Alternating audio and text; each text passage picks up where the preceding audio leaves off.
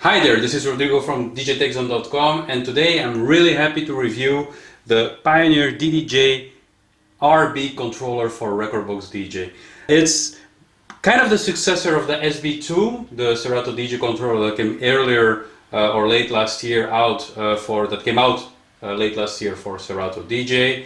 But it's a controller that only works with Rekordbox DJ. The RB is built from the ground up to work with Rekordbox DJ, and that means that many features or many way of implementing things with the SB2 that worked for Serato DJ are no longer valid for Rekordbox DJ, so they changed it around and they made the controller evolve slightly into a more pro feel look and a more pro feel layout, aligned with other controllers in the DDJ universum, if you want, and also in the CDJ sphere, so that it feels more familiar to beginning DJs, as they will recognize more a Pioneer DJ gear into this controller than on the SB2.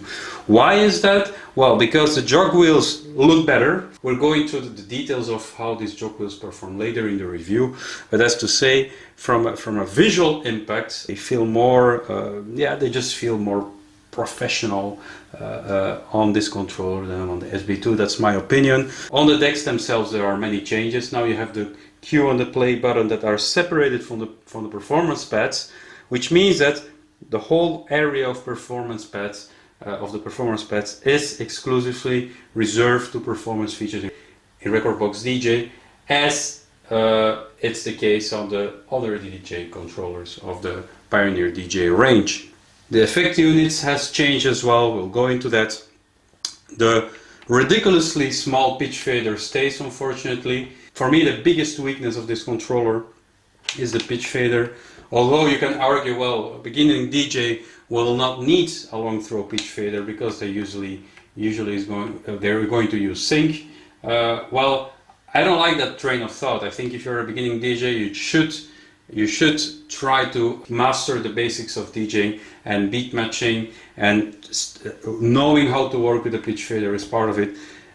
With this, well, you're limited. I mean, you have no range. I hope that for the next incarnation of their entry-level controllers, Pioneer DJ thinks a bit more about this and tries to improve the size of those pitch faders. So let's fire off a track and see how the controller can manipulate it. And let's start with the effects.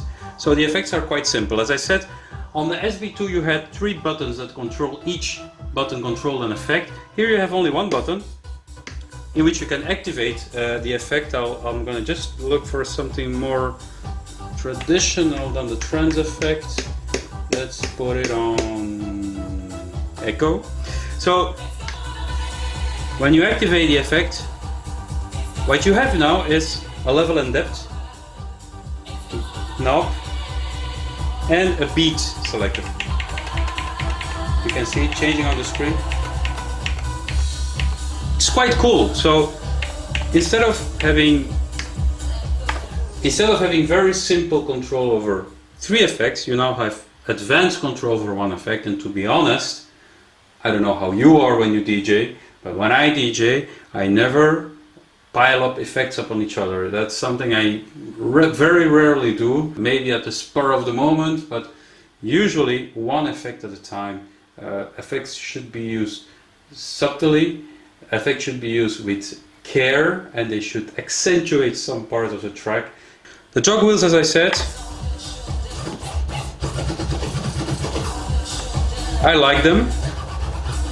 They are responsive. They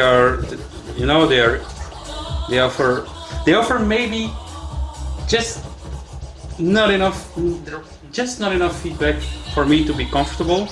I like when jog wheels are a bit more when there is a little bit more tension, so that you feel a bit more of resistance. But I guess this is your first controller. You will be having a good jog wheel experience, and you will not be surprised when you move to bigger controllers in the future. They will not work that differently from this jog. One thing I don't like though is that the slip button or the slip function in Rekordbox DJ cannot be activated from the controller. And I really love slip, and you should love it too, because it's such a powerful performance tool. So if you want to activate slip on the RB, you need to go to your software and activate it by clicking the slip function. Moving down, we have of course a shift button. We have a dedicated sync button now, in comparison to the SB2 where all that was integrated into the pads. Cue and play, don't have to explain those ones. And then you have the performance pads, which have different functions to them, and you can activate the different functions and they will trigger different things in Rekordbox DJ. For example, when I'm set to hot cues, I have 8 hot cues that I can set. And of course I have slip activated, so that brings me back to where I was in the track. I like the pads, they are not velocity sensitive, so you can not really perform routines, like performance routines on them, finger drumming and stuff, because they will not react to the speed that you hit them. They're just buttons basically. But they feel nice to the touch, they are very responsive, so they're good. They're good pads, they're backlit, so they do their job well. When you press shift and hot cue, you are in the beat jump mode, and that means that you can jump back and forth in the track in a synchronized way, so your track continues to play to the beat, but you can jump back in the track or forward. Let's see how you can do that. For example, you can jump back 8 beats or forward 8 beats or 4 or 1 or 2. Second effect is the pad effects, and the pad effects is the same as on all the other DDJ controllers I've reviewed so far. You have the slip roll, also in beat, and on the bottom row a few effects. You can change them in the software if you want, so you can go into the software and you can edit which effects you should be controlling. So it's very, very flexible. You can really fine-tune how this pad should behave in all aspects for your personal taste. We have the slicer as well, and I'm not gonna explain it in detail, but the slicer just takes a piece of your track, chops it up, and you can roll those little chops in sync without going off beat. So the next thing I want to show you is a sampler section. You activate it, you have then your samples window open, and you can launch samples directly from the controller, which is cool. It means that, for example, if you have some one-shots that you want to use during your set, like your horn, you can launch them from the pads. Really cool, really useful. The loop section then is pretty straightforward. The loop section allows you to set a 4-beat loop by keeping the in button pressed. So that's your 4-beat loop. Let's go to the mixer section and see how the mixer works. You have a filter,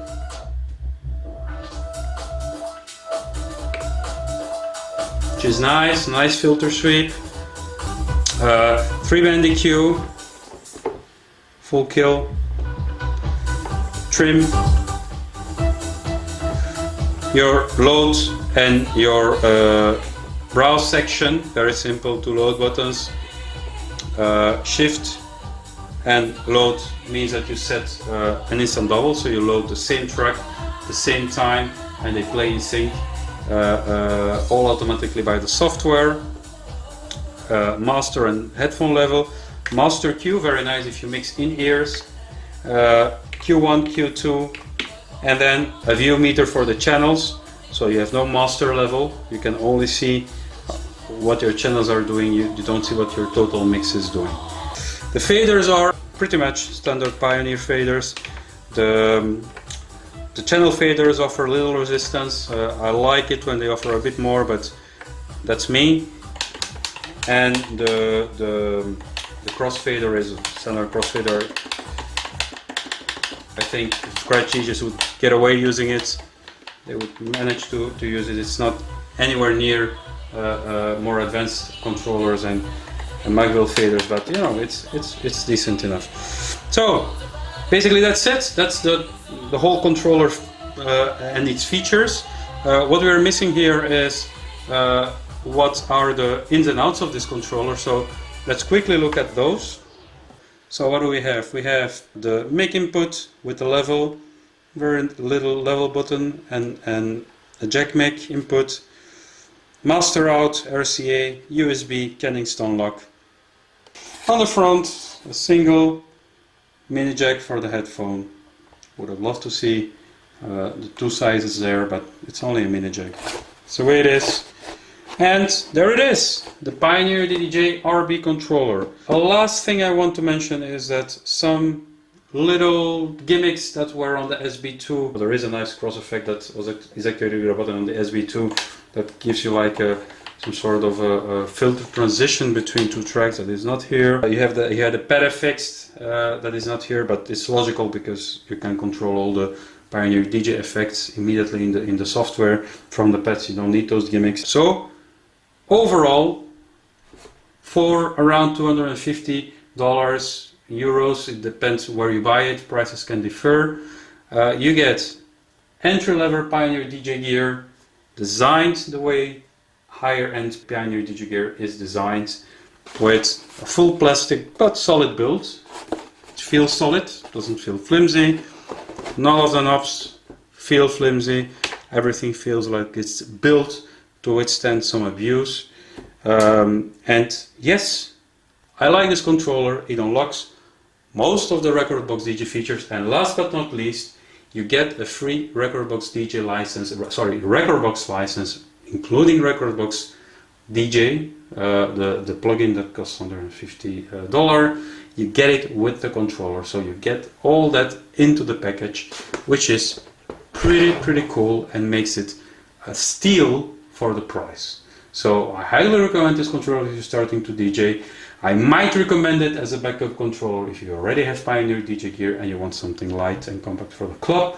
But then I would rather push you, if you are a little bit more advanced, I'll push you at least to the RR, Pioneer DJ-RR, or other controllers from other manufacturers.